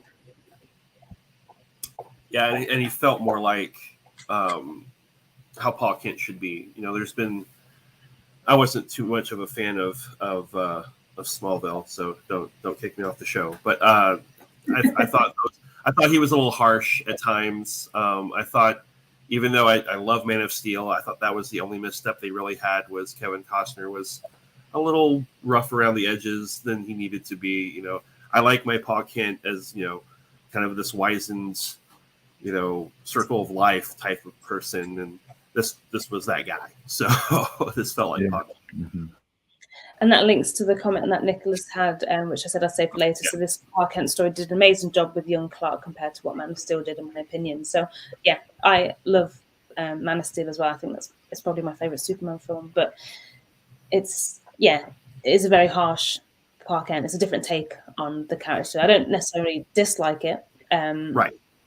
But yeah, it's different to what we're used to. And I think the Smallville one, I really liked his Pa Kent. I think he was a nice mix between stern but very very sort he of. was definitely younger, and that worked, you know. But as the series went on, I don't know, I got a little tired of him.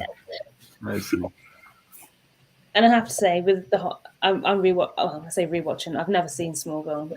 I'm on series 8 now, so yeah, okay. I was just At saying least I have either.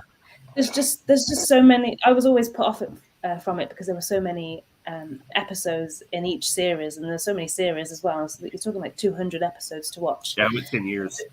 Yeah, and it's taken me like 2 years to watch up to series 8 just because I've been watching the odd episode here and there. But I'm kind of. I watched it religiously for about 3 seasons, and I don't know. It started really becoming something that I wish it hadn't, and so I lost interest. So it's probably the only thing that I'll talk negatively about in Superman lore. It's like, oh, Smallville, you know. Not that I don't like it. I'm just not excited to watch it anymore. Like, it feels like a chore for me to now go and finish the last 2 series. And the only thing that the stories are just they've always been the same. You know, they're a little bit wacky, but the only thing that is really getting me through these series of the show is Clark and Lois. It's finally happening. that's the only thing that's getting me through watching it, to be honest. No offense to all the people involved in the series. I started off loving it, but I just think it's too long. And it's taken too long to get Superman, to get Clark and Lois even together, because there's like 7 series messing around with Lana Lang. As a Superman fan, we know it's not going to happen. Well, we know that they don't stay together, so it feels like it was just wasted. Anyway, going back to the story,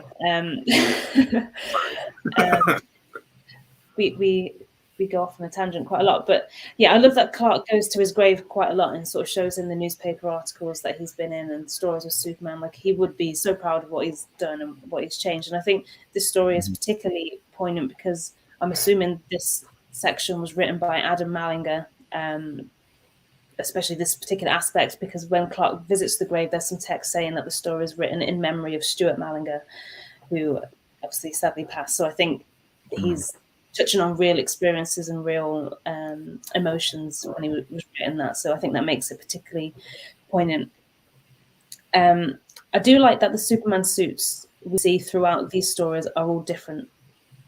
So the first one was like a classic Superman suit with the red trunks and everything. This one looks like the one we saw in the flashback of Superman and Lois with the like the Fleischer one. And then obviously we've got the black suit for the final story, but obviously that's a different tangent. But I think it shows a good evolution for the character throughout this, like from this comic to the actual series, because, you know, we've got all these different suits and, you know, he's obviously been through all these different eras of being Superman, which is pretty cool. That's neat. That whole story is like what I like to call comic book prose. It's like it's like something personal to the writers, and it's them like projecting on. It's like them like artistically projecting on the comics. It's like one of those. Yeah. It's not even that. It wasn't even that long. I think it was like 5 or 4 pages. Yeah, it's pretty short. It's like reading a poem, or just like a really like short story or something, or even like a haiku.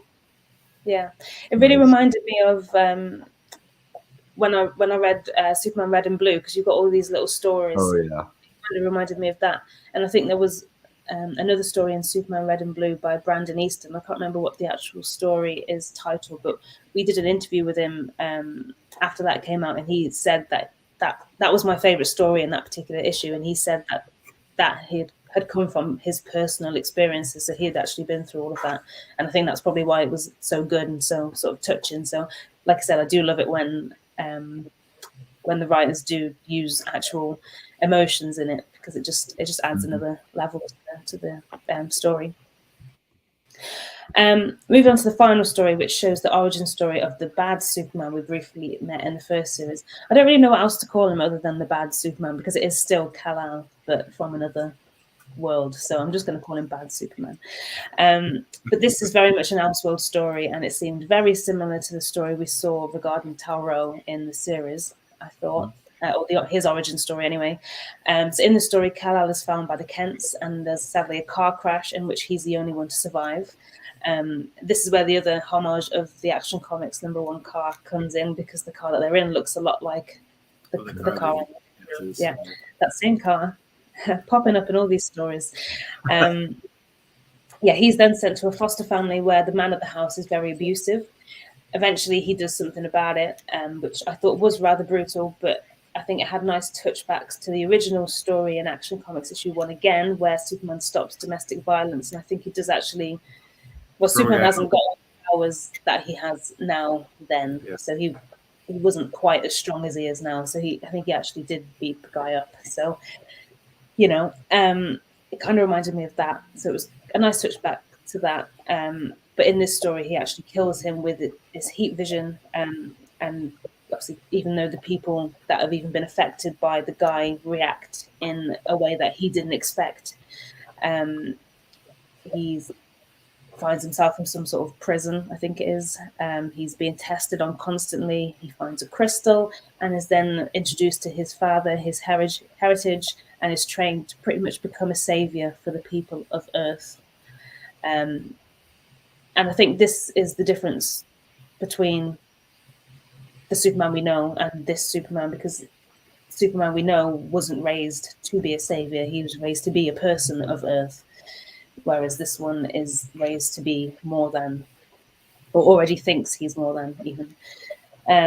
After years of saving lives and giving people second chances, he gives up trying to make a difference and meets his brother Tal-Rho, who convinces him, convinces him to allow for a new Krypton, which reminded me of Man of Steel. And I guess he's kind of like the General Zod character, where he's trying to influence the decision of all of this and get the help that he needs.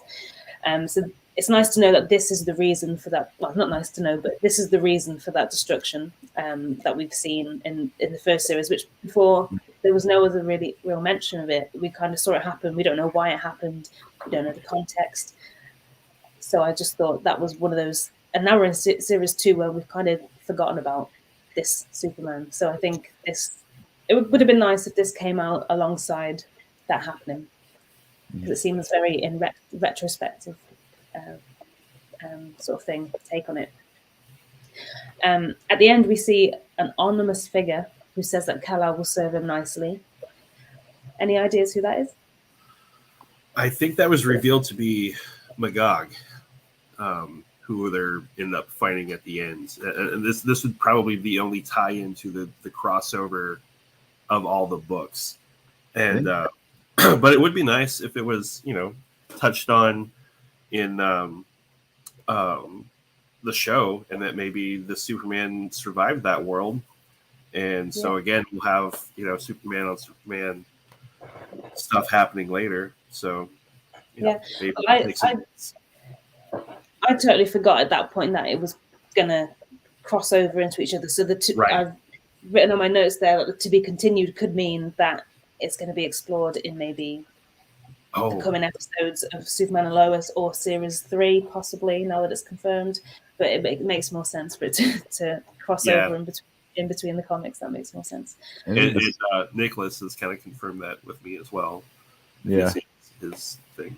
It's going to be like the final issue. Yeah, I think they all have to come against Magog and his little army.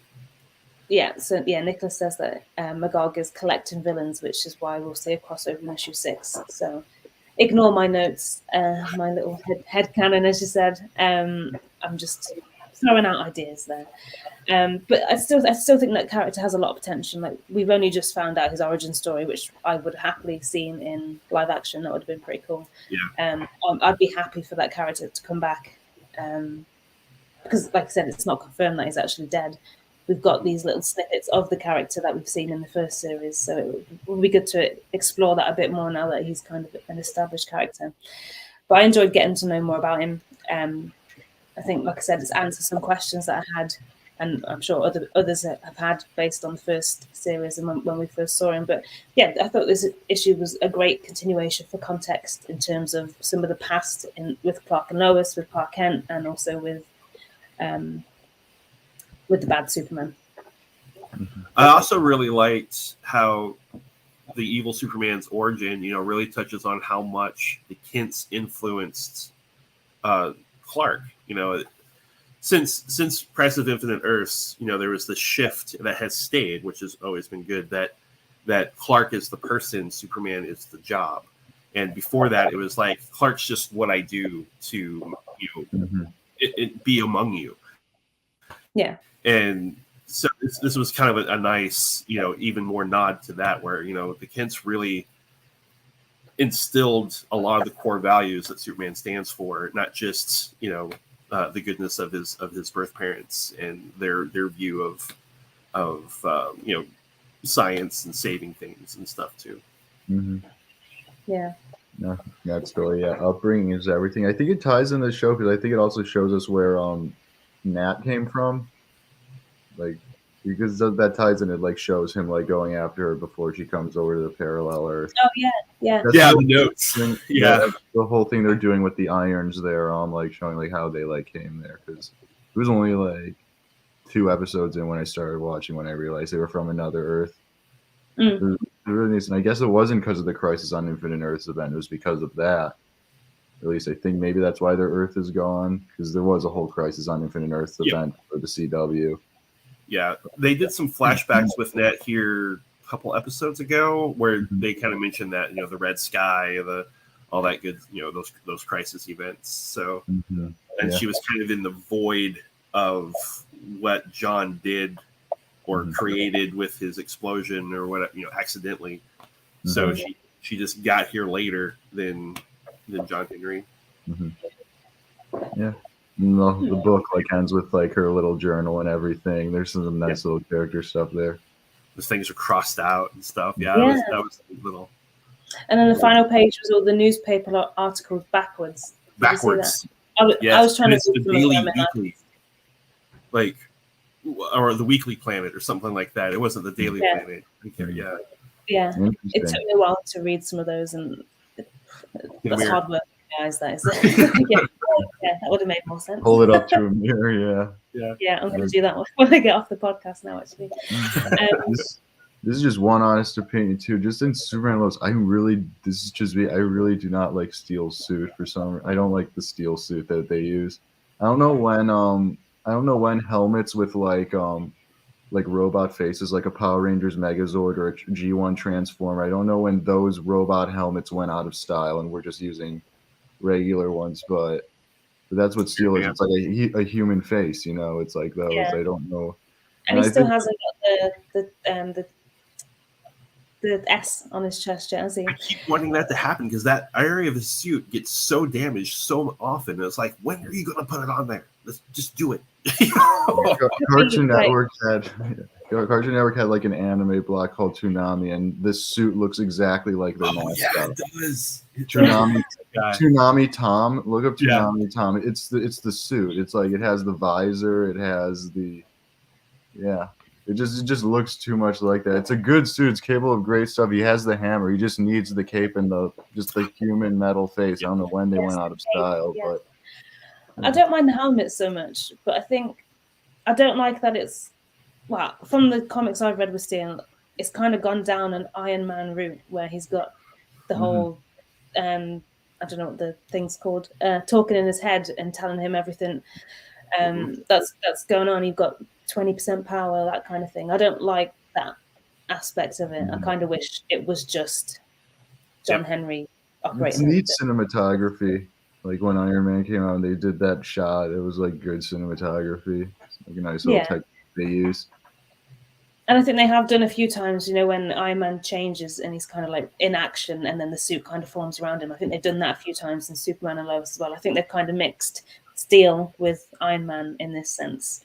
And I think I would have preferred it if they hadn't. Correlate, but they are different characters, and the suit's supposed to function, you know, differently. So, but I guess it is realistic then having a full Steel face, I guess. But you know, they've done it in Legends of Tomorrow, so they can probably do it for this. But also, I was thinking it would be cool if Natasha, you know, like in Action Comics, Natasha made the symbol out of steel, like she forged it herself to put over Superman's chest. I think it would be nice if she did that for her dad in this, to cover that part. Like I said, it gets damaged a lot. So that would be pretty cool. Yeah, I love Nat in the comics. You want to like her more in the show. Yeah, I think at the moment I'm not a huge fan of her, but I know what she could become. She's kind of seen. I think it's just to do with to fit with the rest of the teenage characters. She's kind of a bit stroppy. She's very emotional, and she's just got a bit of attitude every now and then. And there are bigger things at hand that need to be sorted before. Like John Henry. I think she got annoyed because John Henry forgot it was the anniversary of her mother's death. But it's not just because he forgot. He's been busy and he's been out of action. So, it's not unwarranted. And Nicholas agrees with you with the Toonami Tom comment. Yeah, it's uncanny. It really is. Let me go. Toonami Tom. I don't know who that is. Oh my god, he does. He really does. Yeah, it's crazy. Yeah. Yeah. But I didn't make that connection until you said something, and it was like, oh. First time I saw it suit, I'm like, I feel like I've seen this before. I'm not going to be able to unsee that now when I watch the series. Well, I think we're going to leave it there, guys. That's the last of the comics that we had to discuss. And yeah, just a quick mention to our supporters on Patreon. We say this every episode, but it does mean it means a lot to us, and it's a huge help with getting this show on the road. So a shout out to Dave Owen and Dave Beasley from the House of Art, and thank you for your ongoing support. If you want to find out more about our Patreon subscriptions, you can do so by the link below, and which is patreon.com/The Aspiring Kryptonian. For those listening live, thanks so much for getting involved, and for those listening afterwards, thank you for taking the time, and we will see you next time for episode 33, which will be in 2 weeks' time. All right, perfect. Bye, guys. Bye, guys. Awesome.